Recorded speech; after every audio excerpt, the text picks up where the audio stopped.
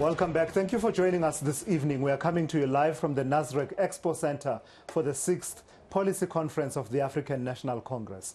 Let's unpack it further then. I'm joined by political analyst Ebrahim Fakir. Ebrahim, good evening. Thank you for your time. So, having read through the documents, the policy discussion documents, but also attuned to the conversations that have been happening in the last few days, last few weeks, what's your thinking? What are the major takeouts for you? The country is crying out for solutions to the multiple crises we face. Is this the place to be looking for those solutions? Thulasizwe, in part yes, in part no. Because look, to the ANC's credit, it's one of the few organizations or parties in the country, of course the others do too, but who put out a comprehensive set of policy discussion documents which are available to the public and that people can discuss. So all kinds of people comment on it and so on. The part of the problem here, though, is that while it's useful, while it's relevant, while we have to look at it, the reality is that the organization is in attrition and is in a great mess.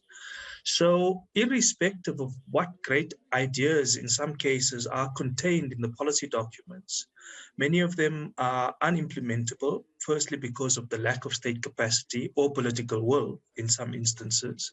Second, because of the institutional erosion of the edifice of the state and of government. Third, because of the institutional manipulation and debasement of those very public institutions which have to implement these policies. So you've got an organizational mess, firstly. Secondly, you've got the inability of the ANC to consider and think, and their president told them this, to think beyond the ANC internally and think of the ANC in terms of how it serves society. Now, how does it serve society? It serves society by being in government.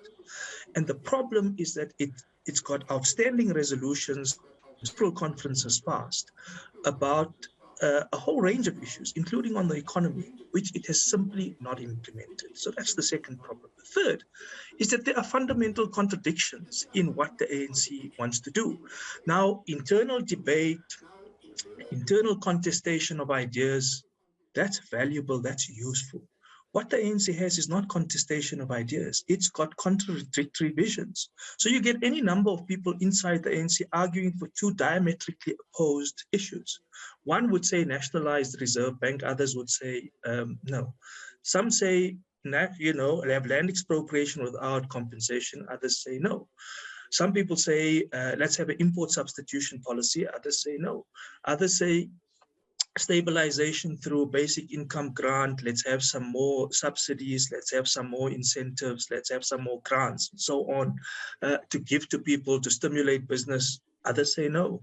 So you can't have an organization which is so fundamentally incoherent and which has fundamentally contradictory policy proposals being housed in the same organization.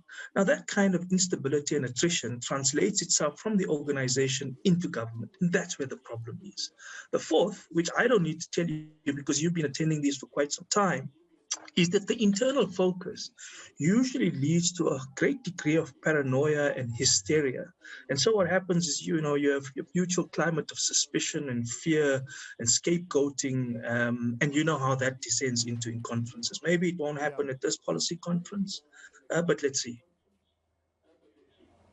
So, Ebrahim, from what I'm hearing then, the stakes couldn't be higher for the ANC, because if it has all these policy plans that it would like to implement and would like the goodwill of the South African people to give them yet another opportunity to try and implement these policy ideas that they'll be bashing out over the next 3 days, they don't have much time to be messing around and being inwardly looking, because as you and I speak, they've just lost another metro in the country that is in Nelson Mandela Bay. Just from looking at their analysis, because they call it balance of forces, but to me it looks like a SWOT analysis that says this is the environment globally, this is the environment locally, the political situation, and then the organizational renewal for me seems like it's about the strengths of the ANC. This is the vehicle that we have to respond to the global and domestic environment. When you look at those, are they in touch with the reality that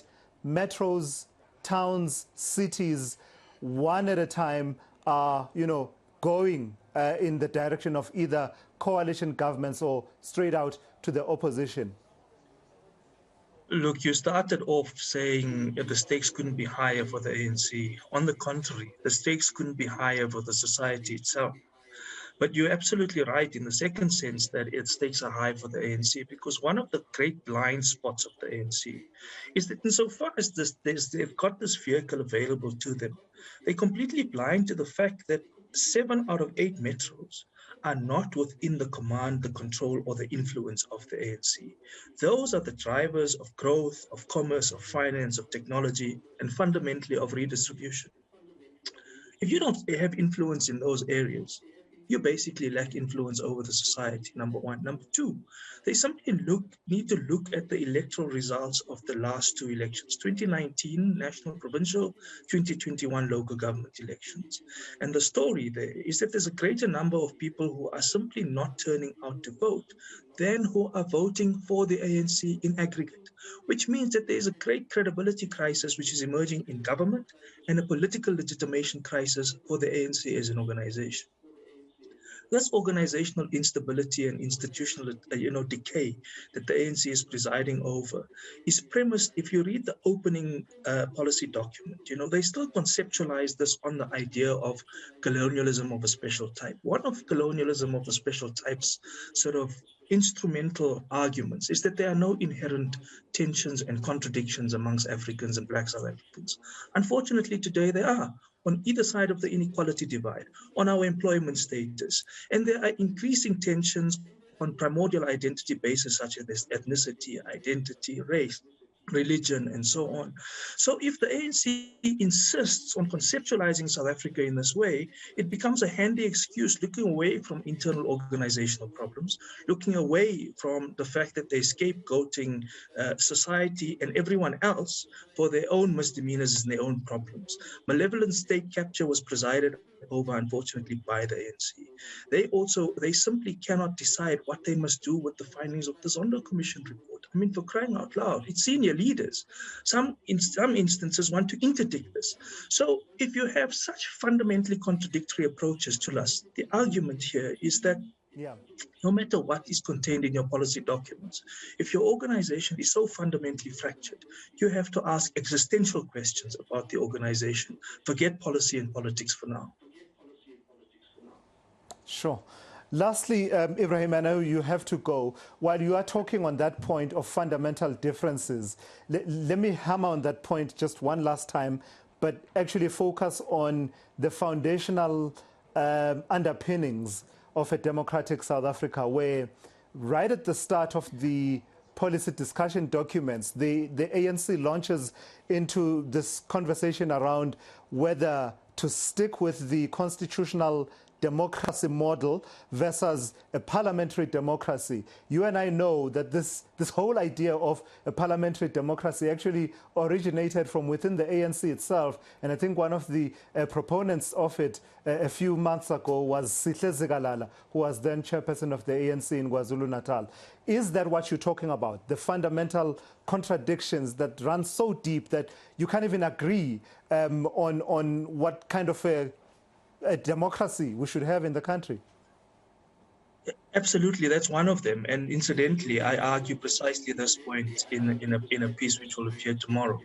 But I mean, the thing is, South Africa's democracy, based on our constitution, is in part a democracy of parliamentary sovereignty. Other than rules or issues or rights which conflict with what or the use of authority, most importantly for the ANC in government. So long as they don't conflict with values of the Constitution, Parliament is supreme, which is why through successive governments, from dating back from 1994, the ANC has been able to abuse, not just use, but abuse its majority to shield any form of accountability for any kind of oversight over its performance in the executive, and that has led to a great degree of impunity. So it's a bit of a weird argument to say, no, we've been hamstrung by the Constitution, and if we had parliamentary sovereignty, we could use our majority to a greater degree. You have used your majority. You've just used it for all of the wrong purposes. And that's the problem. All right, Ebrahim Fakir, I've got to thank you for your time and your patience while we were working through some of the developments here at the Nasrec Expo Center. That's Ebrahim Fakir there, weighing in and helping us make sense of what's still to come, giving us a prelude of some of the discussions that will be happening in the next 3 days here at the ANC Policy Conference. Stand by, more coverage from the ANC Policy Conference coming up. This is South Africa Tonight on ENCA.